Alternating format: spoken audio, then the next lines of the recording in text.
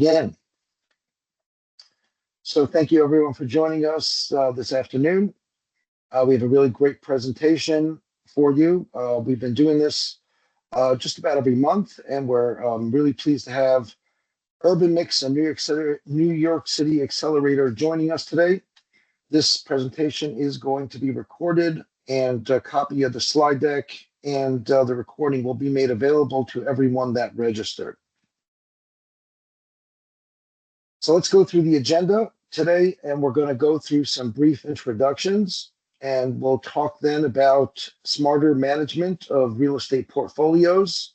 We'll then hear about local law 97 filing tips and deadlines.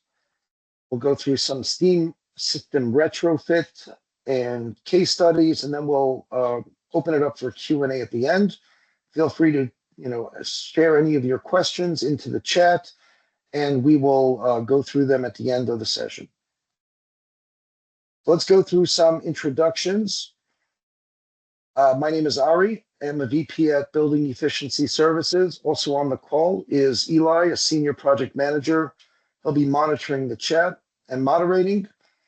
Building Efficiency Services high-rise multifamily and commercial buildings. We are steam system retrofit specialists. We also offer electrification solutions. We've upgraded over 300 New York City buildings and saved New York City over 3 million therms towards its net zero goal. We are also an Accelerator Innovator Award winner and participating contractors with Con Ed, National Grid, and NYSERDA. With us today, we have Sharon from Urban Mix. Urban Mix, a really phenomenal team. We've been doing some work with them. We're actually a service provider, and they have really amazing technology that works really well with our process and workflows as well. Sharon is a PhD in urban development, and she'll be able to talk a lot about her Proptech platform. Really, really innovative stuff. And then joining us as well, Justin from New York City Accelerator. Justin's actually in charge of community outreach at New York City Accelerator. We're really pleased to have him today to talk about the local law 97 filing and deadlines and some guidance on that as well. So we're going to now open it up and talk about smarter management. Sharon, are you with us? Yes, I'm here. Hi, Ari. Thank you for the introduction. Sure, sure. Do you want to go ahead and share your screen? Yes, I do. Give me a second. Sure.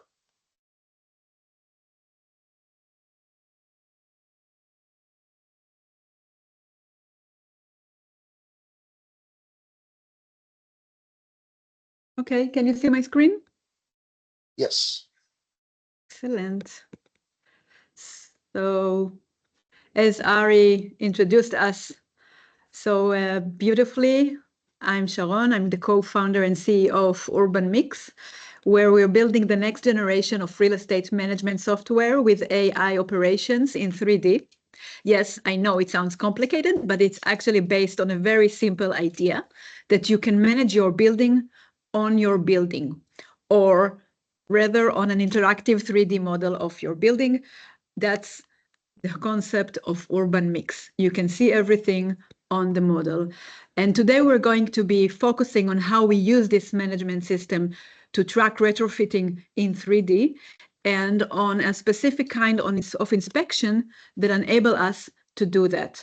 So tracking retrofitting in 3D and inspections. But before I dive deep into that, I want to thank BES for being our partners in this journey and for inviting us to present in this webinar. I'm honored to be here today to discuss adapting building to local law 97, especially within the context of affordable housing, alongside so many people like yourself who are committed to improving our building environments, committed to adapting buildings to climate change. This topic is not just professional for me, it's the result of a career shaped by a deep focus on building, technology, and innovations. So before I focus on Urban Mix, I want to take a few minutes to tell you a little bit about myself and share the journey that led me here. Because what we're building in Urban Mix is the culmination of everything that I've worked towards in my career. So as mentioned, I started my career as an architect, and architecture taught me to appreciate the power of 3D models, to communicate ideas and to inspire collaboration. When you can see something at the same time with other people, we begin to understand it differently. We gain a shared foundation for discussion. And that's what I did in my PhD. I became an expert in visualization for the same reason. If I can show people the problem on a map, they can begin to solve it. So that's a part of my research about mixed cities. And at my bringing this approach into the world of technology and digital twin during my postdoc at Cornell Tech, opened an entirely new world of possibilities about data, simulations, and insights that focused on the two most pressing issues in challenges in urban environment today. So affordable housing, and I used the digital twin. I came here to do a postdoc at Cornell Tech University, which is located in Roosevelt Island, and we created a digital twin to simulate the expiration date of affordable housing on Roosevelt Island. And there I realized how powerful this kind of visualization can be. And then we took the idea of a digital twin to also simulate changes in the climate, in the sea level rise, through VR experience of changing tides. And so Urban Mix was born from the intersection of those ideas of architectures and 3D models, of visualization of data and processes, using digital twins to do that, and focusing on climate change and affordable housing.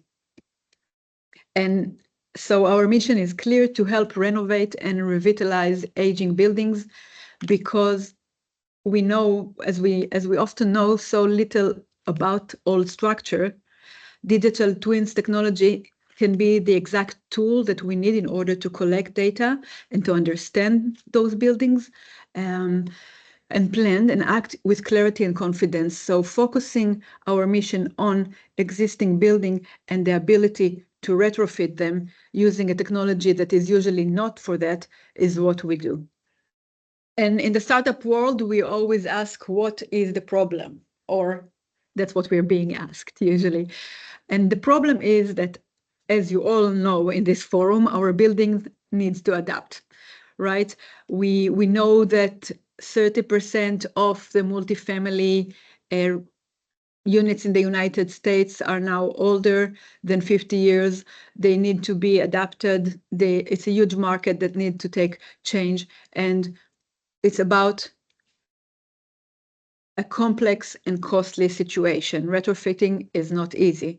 And you have this local law 97 countdown of 2025, 2030, 2050, thousands of apartments that need to be adapted, multiple contractors and vendors that are in this process together. And as an owner, this whole mess is leading to missing deadlines, fines, and penalties. And Urban Mix is here to solve that. And we help owners, operators, and contractors stay on top of the retrofitting process across their portfolio. And the solution we offer is to see.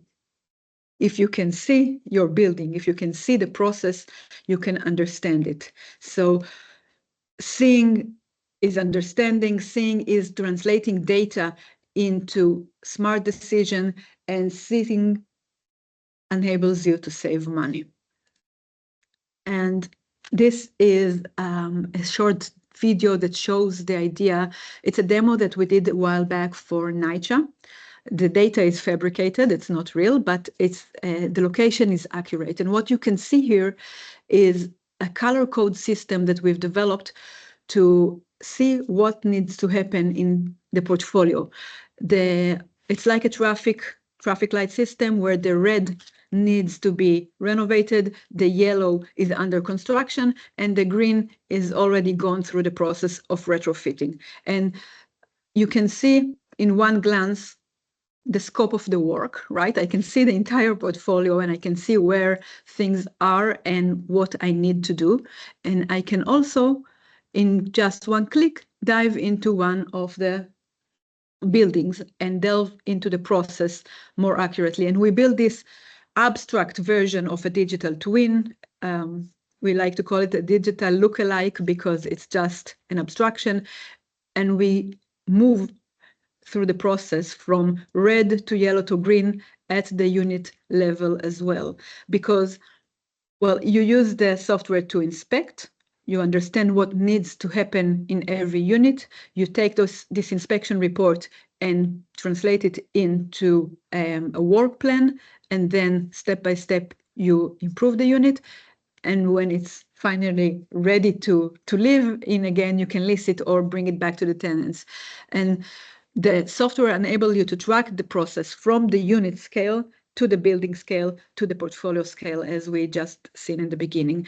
And it became like a collaborative, gamified system in which you need to transfer unit from red to yellow to green as fast as you can, making the process much more transparent and easy to understand, but also making it much, much more faster and more efficient. And as you know, with those kind of affordable housing, the problem is that you need to renovate the unit while people are still living in the building, or you need to do this retrofitting process of common spaces and several apartments while people are still there. That's why the app enables you to see which unit is now in the process, which unit needs to be done, and you don't have to evacuate the entire building and go and do the renovation and then go back.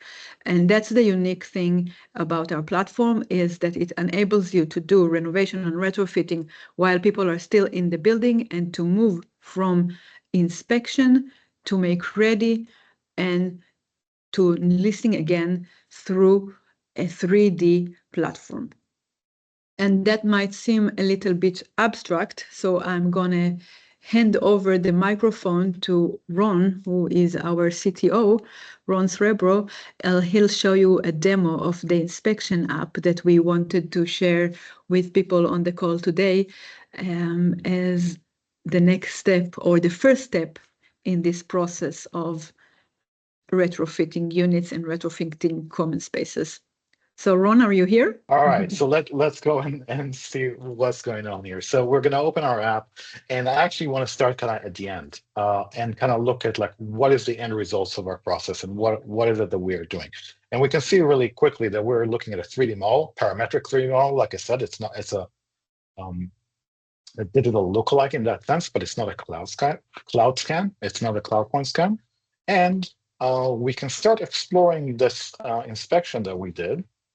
I'm going to put it here. Whoops, wrong slide. Okay, here we go. All right, so let's go and start our inspection. Let's go and explore our inspection. Why does it keep lots of technical problems today? Okay. All right. So I need to stop, I guess, clicking the mouse. All right, last time, we're going to let it roll. So we're seeing these purple points on the cloud, and this is where we created some tags when we went through the inspection. So we can see that there's some floor damage here. We actually we can record voice notes, and we recorded some floor damage here. And the floor might need to be replaced. And then we see another one on the fridge, and it seems like it's been vandalized by a lot of paintings and pictures by my 4-year-old. And we're going to see another tag. And yes, my sliding door is also pretty much destroyed by pictures of sliding. And that's kind of like a very, very quick, too quick of a scan of like what kind of things we could create. And like Sharon said, because it's parametric, we know also things like what is the floor space, what is the wall space, like all of these areas, we get like a floor plan immediately by that. So how do we get to there? How do we make that happen? Because obviously that can happen. So, but let's see how quickly we can do this. So now this is me stepping ahead in time 5 minutes earlier and doing the scan in my kitchen. So again, now you're gonna unfortunately have to see my kitchen, and you're seeing my phone very, very quickly and automatically figuring out what's going on in my house and creating a floor plan basically live in real time. And this is real time. This is not accelerated anything. So you're seeing all the good stuff and the bad stuff, and you're seeing it autocorrect itself and kind of like building it as we go along.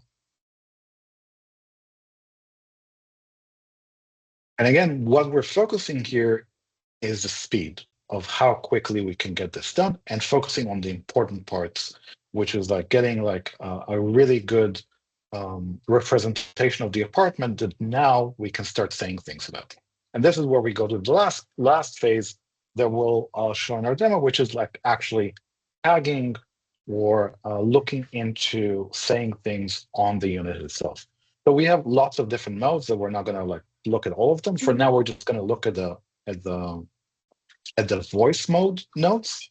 So now that I scan the apartment, I can go back in AR mode and actually say, okay, like I said, I as a person can very quickly tell about things and understand that this floor is not right? So a quick click on it, the phone takes a picture, I can quickly record my notes, and the phone transcribes them and actually understands what the problem is later and can summarize them. As I go through my inspection, I can see, yes, the fridge is indeed a problem. And I'm going to take a quick note here too. And I'm going to again record to make it very quick and simple. And this way, both with voice notes and different kinds of annotations that we can take in augmented reality that then translates to the model, which we kind of show at the beginning. What else? I think that is about it for my demo, but like I'd love to take questions, and I think we can, and answer anything that you might want to bring up. So I think the Q&A session is at the end, and because of technical issues, we took so much more time. So Ari, I'm gonna hand the throne to you, and you'll lead us from here. Thank you everyone for your patience and for bearing with our technical issues, and we'll be happy to answer questions at the end. Yeah, thank you very much, Sharon and Ron. Really sincere apologies. That was a tech issue on my end. I can tell you that we've been doing work with Urban Mix. We've worked together on some of those NYCHA buildings that Sharon was showing up before, and really phenomenal tech. We're not using it to do floor plans. We're using it more for boiler room and really complex, intricate details, and really phenomenal technology. I would like to move along now and ask Justin from New York City Accelerator to come up. Please go ahead, Justin. Take it away.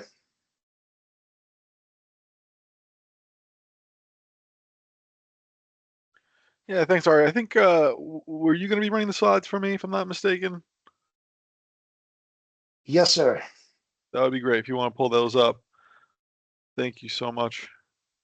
Yeah, good afternoon, everybody. My name is Justin Bulova. I'm the Community Outreach and Events Coordinator for New York City Accelerator. I'm going to be talking a little bit about the Local Law 97 compliance requirements, a little bit about the two different articles that make up Local Law 97, and we'll jump into some deadlines and the upcoming grace period. Next slide, please. Yep, you can go one more. Yeah, so New York City Accelerator, if you are not familiar with us, here's what we are. We are a free city-sponsored program. We're a program through the Mayor's Office of Climate and Environmental Justice. We help building stakeholders meet compliance requirements for local laws, these laws that save energy in your building and improve your building's energy efficiency. We do this by providing free technical guidance to your building. We work one-on-one with you to help you meet the emissions limits established under local laws like 97. We help you to identify energy conservation measures within your building that are actually feasible. From there, the program also connects you to service providers such as contractors or folks who are actually carrying out the scope of the work. We have an extensive service provider network, of which RE and Building Efficacy Services is a part of. We are vendor agnostic, and you can explore some of our other service providers through our website at accelerator.nyc/contractor.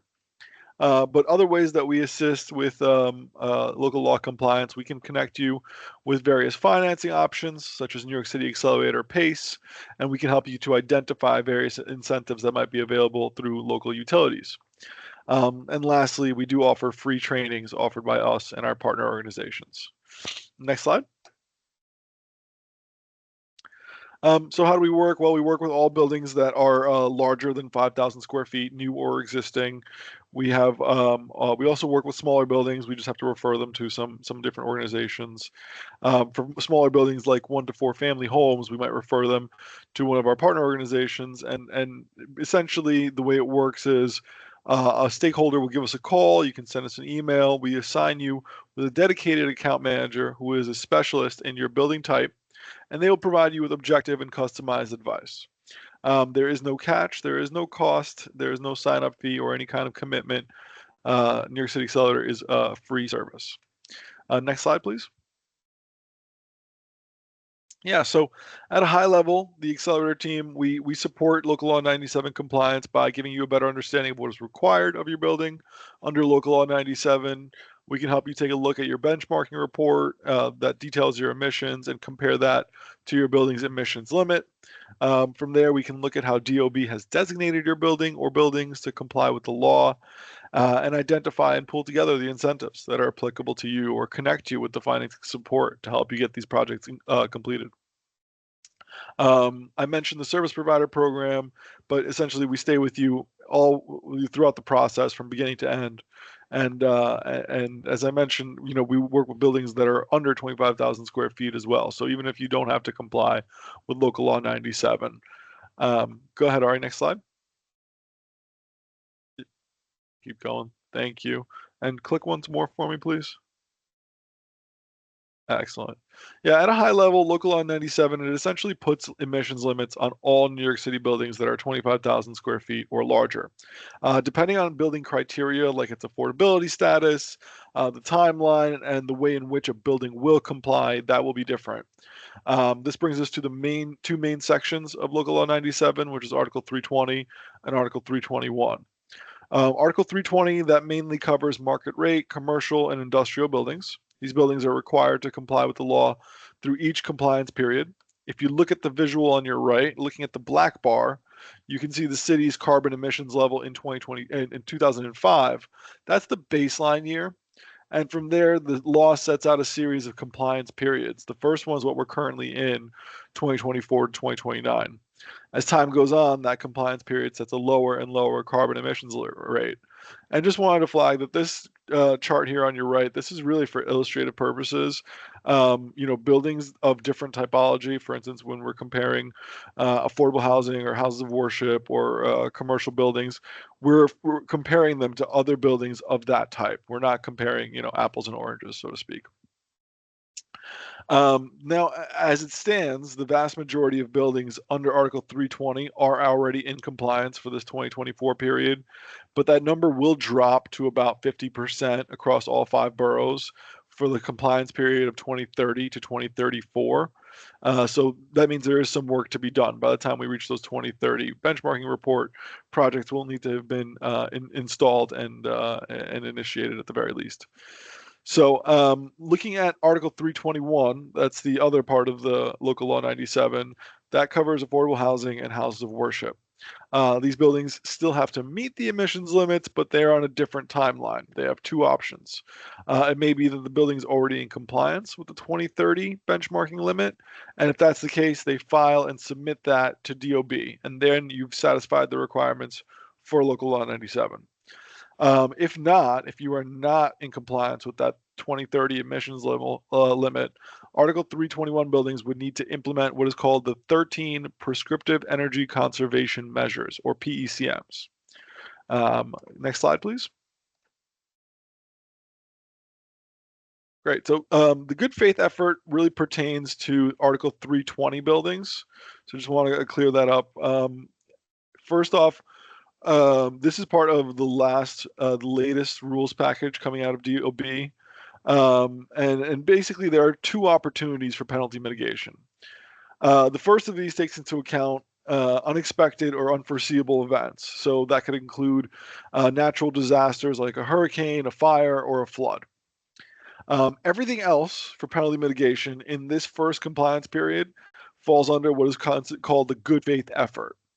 And to show that your building has shown a good faith effort to receive that penalty mitigation, you must first complete all of the three items on the left side of the chart there. So one, they would have to an annual building emissions report must be submitted. There is no penalty mitigation for not submitting a report. And they must show compliance with any adjustments that have been granted. Two, the benchmarking. A building must also have submitted their benchmarking for the prior year. And then three, lighting and submetering. They must have upgraded lighting and submetering as outlined by local law 88. Now, once those 3 points of criteria have been met, then one of the 6 points on the right side of the slide must also be met. And so I'll just quickly go through those 6. The first is a decarbonization plan. I believe we'll be touching on that in a minute. The second is a submission of an approved application by DOB that will bring a building into compliance. The third is proof a building has worked with a utility like Con Edison, for instance, and will build out an electrification readiness plan for their building. The fourth, that describes a circumstance where a building was under the emissions limit, but circumstances has changed to move the building outside of the emissions limit. Fifth, that would describe a critical care facility that can demonstrate that compliance with Local Law 97 would leave them unable to provide life-saving services.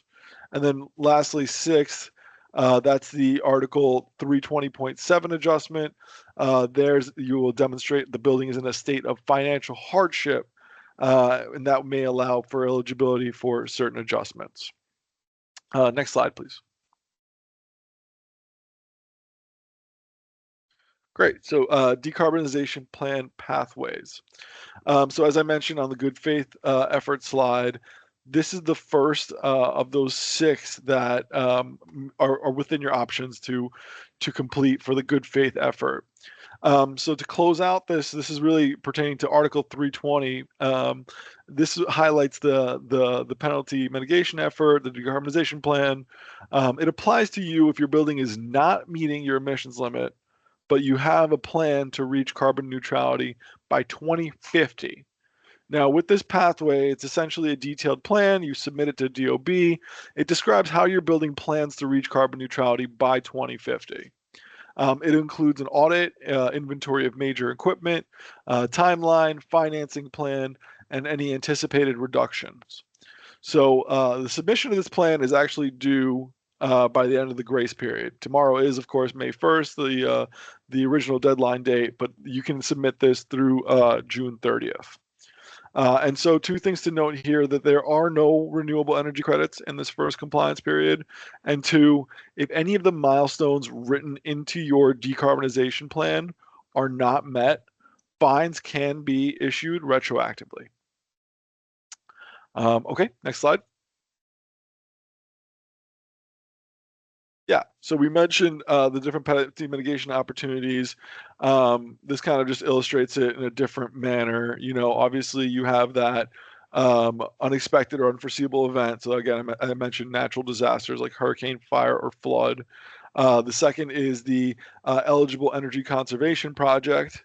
So of course, completing things that will bring you into compliance, and then a mediated resolution.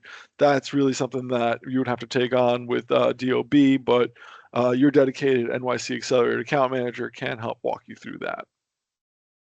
Next slide. Great. Here we just outlined some of the penalties for non-compliance.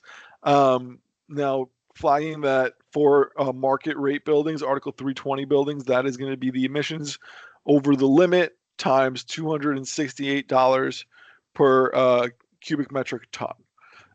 So that is fined annually. And then, of course, there's the Article 321, which is the really just a failure to submit building emissions report that results in a $10,000 fine, and then the failure to comply report results in a $10,000 fine. Next slide, please. Okay, great. And so this here shows where we are in the timeline. I already mentioned this. Tomorrow is May 1st. That is the L84 deadline. It is also the initial deadline for Local Law 97. It has been shared that the Local Law 97 deadline, there will be a grace period through June the 30th. That is also going to be the deadline to submit for an additional 60-day extension. And then, of course, there's the deadline for submitting compliance reports with your extension. That is going to be that's 8/29. 8/29. So definitely got to get some filing done ASAP. This is really kind of Beam is up and running, and this is really kind of the time to do it. You have, as I mentioned, through June the 30th to get your reports in. Next slide. Great. Yeah, we do. I just covered the deadlines. As I mentioned, we do have the grace period till June 30th.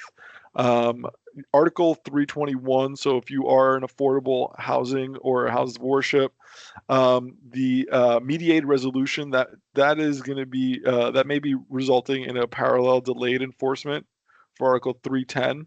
So look out for that communications coming from DOB. For Local Law 88. If an owner is subject to both, there is, of course, the grace period through 6/30 applies to Law 88 as well, with the extension opportunity through 8/29, as I mentioned. If an owner is subject to Local Law 88 this year, but not Local Law 97, you still have to file for Local Law 88 on the same timeline. And then lastly, 84, there is no extension opportunity. Local Law 84 compliance is due tomorrow. Yeah, thank you. That's about it for this slide. Do we have anything else, Ari? Oh, okay. And then just some photos of the Beam portal. I think it's really important that we, have a better understanding of the Beam portal. Please do keep in mind that this is a new tool. If you do have feedback, please don't hesitate to, provide that feedback to DOB and to NYC Accelerator. This is a new tool, and there's definitely a lot of kinks still being worked out, but we're excited to get Beam up and running. Yeah, thank you. You can go ahead and flip through these at your convenience. This will provide you with some information on how to file and then how to report. Aria, I think you mentioned there'll be a recording and maybe slides will be available to you afterward as well. But this kind of helps you through the process. DOB Now is where you're paying your filing fee. ESPM, that's the sharing your property information. And then all L97 reporting, that's again done by an RDP. That's done through Beam. One thing that I will mention is that we're getting a lot of questions around email address. I know that it can be very difficult to change your email address, so please be mindful that when you are setting up your email address, you're using one of the email addresses associated to your BIN or BBL, and then do keep in mind that there is going to be one email address that has access to Beam. So we do recommend that, it's somebody who is, owner representative or service provider like RDP who's going to be doing the filing on your behalf. Next slide. Great. Yeah. Sorry, I must have jumped ahead a little bit. This was just kind of the same email address notification for you. Again, just wanted to highlight that the DOB Now filing fee payment information and the submitted emails are then transferred to Beam. They're transferred on a nightly basis. So it's not possible to complete a Beam report in one day. And then flagging again, as I mentioned, the email addresses in DOB are the only email addresses that are going to be allowed to view the building profile in Beam. Next slide. Yeah, great. Well, that brings me to the end of my presentation. You can get in touch with us. We can connect you with your dedicated account manager. A couple different ways. You can reach out to us via the web, email, and phone, as you see on your screen. You can also scan the QR code, and we'll be in touch shortly to connect you with your dedicated account representative. But Thank you, Ari. Thanks for having us today, and we look forward to working with you to help you navigate the local laws. Excellent, Justin. Thank you so much. Really great presentation. Goes without saying, but we've been doing a lot of work with New York City Accelerator, Justin and his team of account managers, and really phenomenal resource to navigate this entire local law, all the local laws really, also helping you identify incentives that help reduce out-of-pocket expenses and then place you with reputable providers. Definitely reach out. We'll have contact information for our presenters at the end. I'm going to talk now about steam system balancing and retrofits. That's a specialty of BES. Famous Urban Green Council report identified that heating remains the biggest opportunity to reduce carbon emissions in New York City. And of course, because it also is the greatest expense, a lot of opportunity to make those systems more efficient. General problems, we see a lot of them in large multifamily buildings, varying hot and cold apartments during heating season. Some of those apartments are being overheated, so windows are opened and energy is literally being wasted. Clanging and hissing pipes. And a lot of the fixes for these particular issues are found on the Article 321 list. We're getting a little bit late in the game to be really complying with the 13 measures. I would recommend, if you haven't yet done that, reach out right away, and we'll see how we can, get you in compliance, or perhaps look at extension possibilities.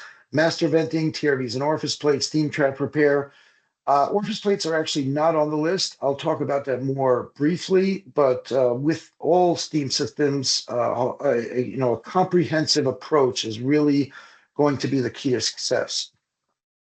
Some of the in-unit solutions we just mentioned, steam traps generally fail between 3 and 5 years and need to be replaced throughout the building.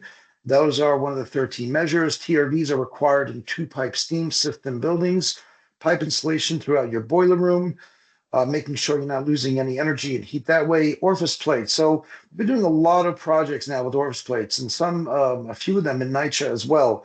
What orifice plates do are they regulate the amount of steam that's actually going into the radiator, so the correct amount. Generally, steam systems were made to be designed, engineered to allow for overheating, and that causes wasted energy.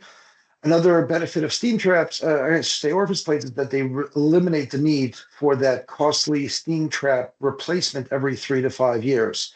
Because if the radiator is not overfilling with steam, then it's not engaging with the steam trap and doesn't wear it out.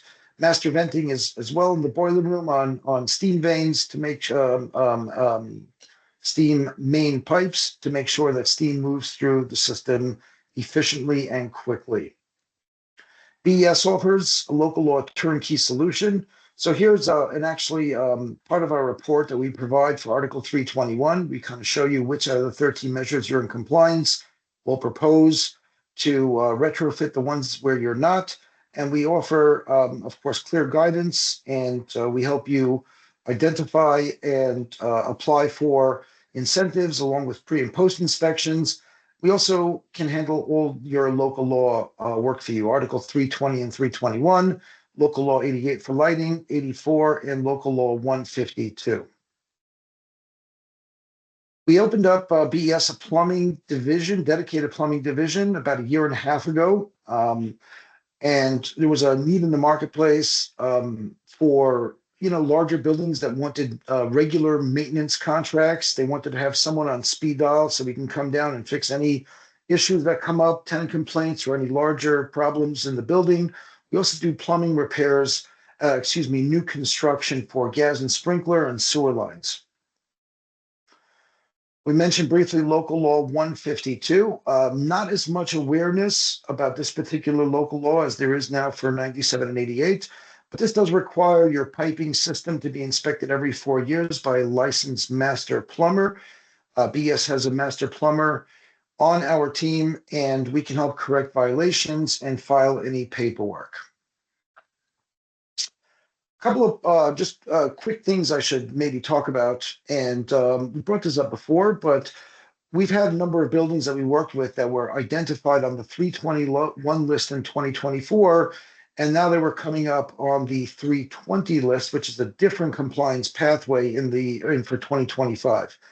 And after doing some investigation, you can file a dispute. We actually sent an email to DOB before Beam was up, and that's what you can see over there at the bottom. But now you can open up a dispute through Beam itself. If you're facing that issue, please reach out to us. Just have your 2024 DHCR annual registration summary and rent roll report. These, of course, are both documents you would have for affordable housing, affordable building. Justin touched on a lot of these, but a couple of local law 97 filing tips you should keep aware. The building must first sign up for a DOB Now account before you're going to be able to access Beam and do your local law 97 filing. Your Beam account must be created one of the 3 email addresses identified with the DOB Now fee portal. On Energy Star Portfolio, you have to connect it with DOB Now, and you have to then share it with Beam as well. CBL disputes, like we just mentioned, are filed through Beam, and unresolved disputes should be filed under the expected pathway until that is resolved. So if you expect that your building is going to be Article 321, but it's showing up on the 320 list, you can file as 321, open the dispute, and it will be, when it's resolved, it will be handled appropriately. Reporting platforms sync data overnight. This is kind of important, where you can't do this all in one day. You can't go through the entire filing process. You have to pay DOB Now. That data will sync over to Beam, and then so each step takes about a day, so leave enough time to make sure you get your filing in. And one more thing, if you're filing local law 97 and local law 88 together in the same year, you do not need to pay a separate local law 88 filing fee. Briefly on some case studies, we worked on a Queens oil-fueled affordable building, 53 units. There aren't as many incentives available for oil buildings. They are mostly through the utilities like Con Ed and National Grid. There are some, though, through on the electrical side. We were, though, after implementing energy saving measures, able to save them about 15% on their energy. Nitro Patterson is a job we finished up recently, about 1,800 units. We did a lot of work there, both in the units and common area. We did actually an orifice plate job there for greater efficiency and reduced costs, and 18% energy reduction throughout that entire project. And what you see up on your screen over here is screenshots from our paperless reporting. These are real-time reports we provide to building managers and owners.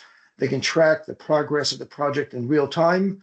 So as units are entered, as our crews are doing the installation, they'll be able to see in real time how far along the project we are, and if there are any units that we are, not getting yet access to. We do have great success working with management and tenants to be able to get access to units. And want to now save the last few minutes for Q&A. We're coming up close to the hour. I'm going to post the contact information from the presenters here up on the screen. Justin, I know you're kind of not in your regular role here, so but thank you for doing this today, and I hope you're not going to get you'll be able to pass on emails or inquiries to your team, to the account managers. Eli, if you can maybe take a look at the chat and let us know if you have any questions over here for our presenters, and then we'll wrap it up. Yes, hi. Thank you all for such a wonderful presentation. I had a couple of questions that were sent to me directly, but obviously feel free to please type out any questions you may have in the Q&A box. So the first question I have is for Sharon. How do you create the visual tours for the apartments? And what does the building have to do to create the reports with virtual tours? Right, thank you. Thank you for the question. And I think that's the important thing that we wanted to convey through this demo is that we create the 3D tour through the phone with LiDAR technology, and we do a scan, and through the scan you can do the tours. We can create a very abstract model without the scan. So the offer here is for building owners and operators. If you have old buildings that you need to understand the scope of the work, or you need to understand the size or the status of the units or common areas, please reach out to us and we will help you create the inspections and the report for that. Perfect. Thank you so much, Sharon. Next question I have is for Justin. The filing deadline is tomorrow, actually, and we are not ready. What can we do to avoid penalties?